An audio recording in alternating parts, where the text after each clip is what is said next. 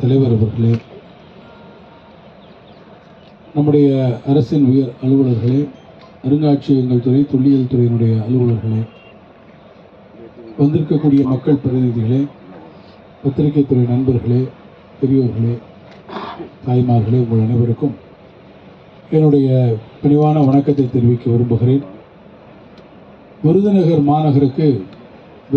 மாவட்டத்திற்கு ஒரு குறிப்பிட்டு சொல்லக்கூடிய லேண்ட்மார்க் என்று சொல்வார்களே, அதை போல ஒரு குறிப்பிட்டு சொல்லக்கூடிய ஒரு மாபெரும் ஒரு அமைப்பு ஒன்றினை நிறுவுவதில் நம்முடைய மாண்புமிகு முதலமைச்சர் தளபதி அண்ணன் மு.க. ஸ்டாலின் அவர்கள் தலைமையிலான இந்த அரசு ஒரு மிகப்பெரிய முன்னெடுப்பை இன்றைக்கு நடத்தி தந்திருக்கிறது. விருதுநகரிலே ஒரு அருங்காட்சியகம் அமைக்கப்பெற வேண்டும்.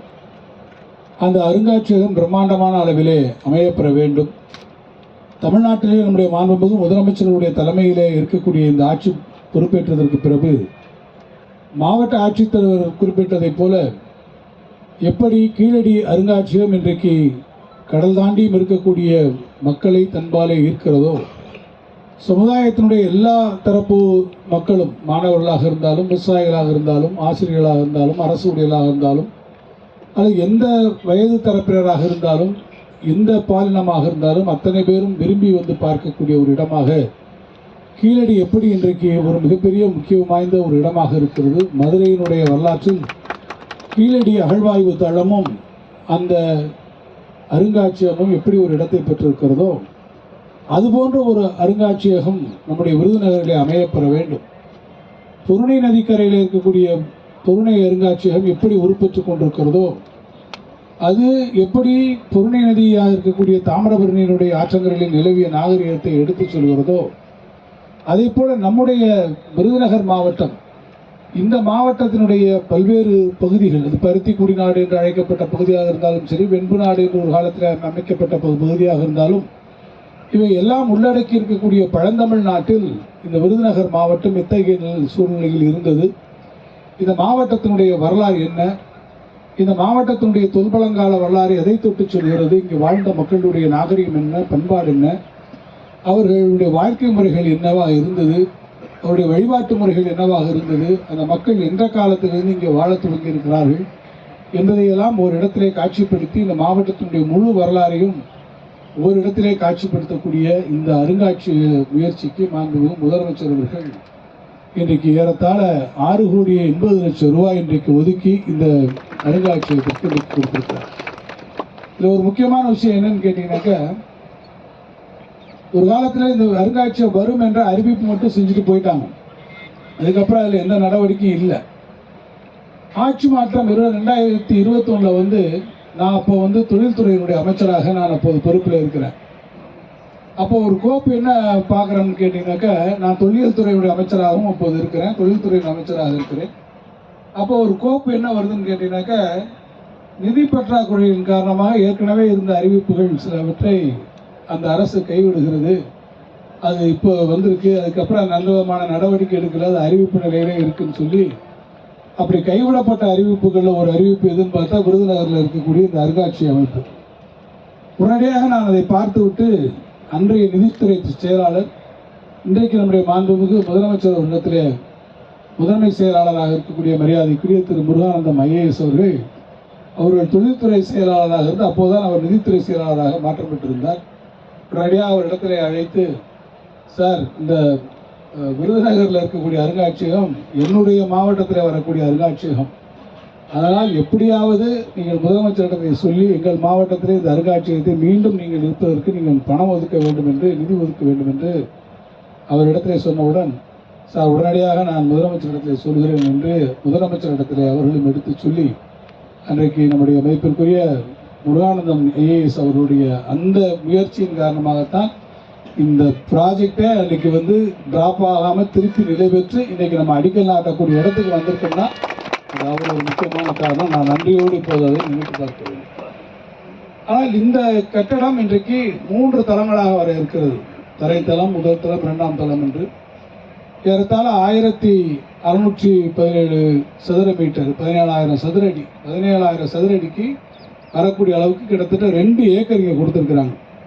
இந்த 2 ஏக்கருக்காக இந்த அருங்காட்சியகம் என்பது, இந்த அருங்காட்சியகம் நான் ஏற்கனவே சொல்வது போல ஒரு ஐகானிக் பில்டிங்காக இருக்க வேண்டும். இந்த பக்கத்தில் போகும்போது பார்க்கும்போது என்ன இந்த இவ்வளோ பெரிய பிரம்மாண்டமாக இருக்கிறது, என்ன விஷயம் இருக்குது என்று மக்களை அது ஈர்க்கக்கூடிய வகையில் இருக்கணும். அப்படி ஈர்த்து இங்கே வரக்கூடிய மக்களுக்கும் இந்த மாவட்டத்தினுடைய வரலாற்றை விளக்கக்கூடிய அளவிற்கு நம்ம அந்த அருங்காட்சியகத்தில் இருக்கக்கூடிய பொருட்கள் இருக்கணும். அருங்காட்சியகம் என்று நம்மலாம் இப்போ ரொம்ப மரியாதையாக சொல்கிறோம். நான் சின்ன வயசில் இருக்கும்போதே அதுக்கு என்ன பேர் சொல்லுவோம்னா செத்த காலேஜ்னு சொல்லுவாங்க.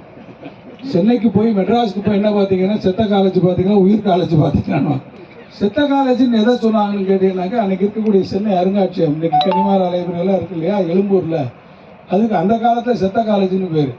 ஆனால் அப்படியெல்லாம் ஒரு காலத்தில் அறியப்பட்ட அந்த அருங்காட்சியகங்கள் துறைக்கே இன்றைக்கு பார்த்தீங்கன்னா ஒரு மிகப்பெரிய மரியாதையை உருவாக்கி இருக்கக்கூடியவர் நம்முடைய மாண்புமிகு முதலமைச்சர். அவருடைய ஆட்சி காலத்தில் தான் தொல்லியல் துறையில் இன்றைக்கு அகழ்வாய்வுகளுக்கு 5 கோடி ரூபாய் ஒதுக்கி இருக்கிறோம் அப்படின்னு சொன்னால், தொடர்ச்சியாக அதுக்காக ஒவ்வொரு நாளும் ஒரு நடக்குது. நம்ம கலெக்டர் சொன்ன மாதிரி வெம்பக்கோட்டையில் மிகப்பெரிய ஆய்வுகள் நடந்து கொண்டிருக்கிறது. தொடர்ச்சியாக அந்த ஆய்வு நடக்கிறது. முன்கற்காலத்தில் என்ன விதமான நாகரிகம் நம்முடைய வைப்பாற்றங்களில் இருந்தது என்பதை நம்முடைய விருதுநகர் மாவட்டம் இன்றைக்கு சொல்லக்கூடிய அளவிற்கு அங்கே அற்புதமான அகழ்வாய்வு நடக்கிறது.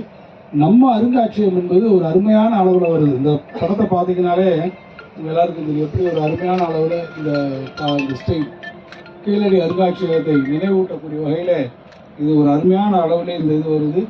அதனுடைய இரவு நேர காட்சி எப்படி இருக்கும் என்பதும் இதில் இங்கே சுட்டி காட்டப்பட்டிருக்கிறது. ஒரு வகையில் பார்த்தா ஏதோ திருவிதாங்கூர் மகாராஜாவுக்கு மாளிகை மாதிரி இருக்கு, கேரளாவுக்கு.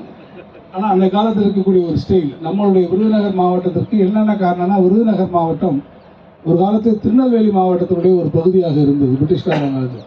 ஸோ அப்போ இருந்தபோது இந்த இருக்கக்கூடிய ஆர்கிடெக்சரல் எலிமெண்ட்ஸ் என்னவாக இருந்தது, திருநெல்வேலி கண்ட்ரி என்பதற்கான அந்த காலகட்டத்தில் இந்த பகுதியில் எத்தகையான வடிவமைப்புகள் இருந்தது, கட்டடக்கலை எப்படி இருந்தது என்பதை குறிக்கக்கூடிய வகையில் இது உருவாக்கப்பட்டிருக்கிறது.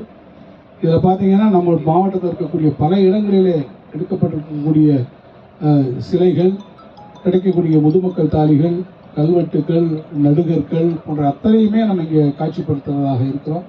இது நம்முடைய வாழ்க்கை முறைகளை தொல்லியல் துறையினுடைய நோக்கிலே, தொன்மத்தினுடைய நோக்கிலே ஒவ்வொரு இருக்கக்கூடியது எப்படி இருந்தது, என்ன விலங்குகள் இருந்தது, பறவை இனங்கள் எப்படி இருந்ததுன்னு ஒரு ஸ்டூடெண்ட்ஸ் யார் வந்தாங்கன்னா அவங்க முழுமையாக இதை பற்றி தெரிஞ்சுக்கக்கூடிய ஒரு அருமையான ஒரு நல்ல ஒரு அருங்காட்சியகமாக இது உருவாகும் என்று நான் திடமாக நம்புகிறேன். அதற்கு நல்ல ஒதுக்கீடுகள் செய்திருக்கிறார்கள்.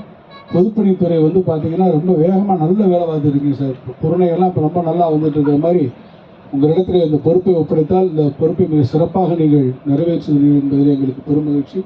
எனவே அதையோடு எப்படி பொருணையை நம்ம திறக்கும்போது 12 months போட்டுருக்குமா, 12 மாதம், ஒரு வருடம்னா எப்படியா கொஞ்சம் வேகமாகவே முடிச்சிருவீங்க. நீங்கள் எப்பயுமே உங்கள்கிட்ட கொடுக்குற வேலையை நீங்கள் கொஞ்சம் வேகமாக முடிச்சிடுறீங்க.